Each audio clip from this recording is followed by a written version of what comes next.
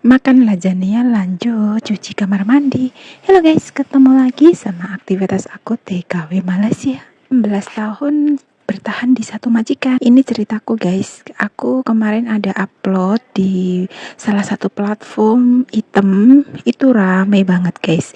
Dan mereka banyak sekali tanya tipsnya itu apa sih kak, katanya kayak gitu. Tapi di sini aku nggak ada tips. Jadi kalian temenin cerita aku sambil aku kerja ya guys. Jadi ceritanya seperti ini. Sebelum aku kerja di majikannya sekarang ini yang bisa bertahan sampai 16 tahun, itu aku kerja di satu majikan dan di situ aku bertahan 5 bulan. Tapi di sana itu aku kerjanya nggak setiap hari, tetapi liburnya itu 2 minggu sekali. Dan nggak sukanya aku kerja di situ itu tidurnya harus terlalu malam. Pukul 12 itu harus tidur karena di sana itu ada jaga anak kecil kayak gitu guys.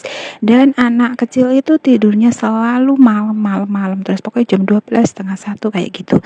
Jadi aku rasanya kayak nggak kuat kayak gitu. Dan pada suatu hari waktunya aku libur di hari Minggu, aku ketemu sama teman aku, teman lama banget kayak gitu. Dan teman aku itu ceritanya kerja di majikan aku yang sekarang ini.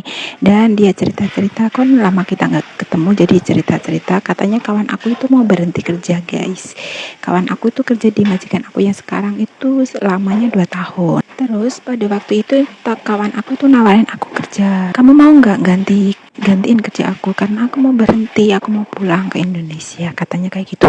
Kerjanya itu enak sih, setiap hari tuh pulang start dari jam 8 pagi sampai jam 7 sore kayak gitu. Jadi terus kayak ngomong masalah gaji-gaji kayak gitu kan guys. Jadinya aku tuh di situ tertarik guys, karena ya kerjaan yang aku cari tuh ya memang kayak gini, yang berangkat pagi pulang sore kayak gitu. Itu lebih nikmat, aku lebih punya banyak waktu untuk istirahat, walaupun siangnya itu benar-benar melelahkan, tapi aku lebih happy kayak gini. Kebetulan di majikannya sekarang ini memang dia nggak suka pembantunya itu duduk satu rumah sama mereka guys. Jadi katanya ngapain tidur malamnya, tidur di sini, lagian kalau malam tuh nggak ada kerjaan.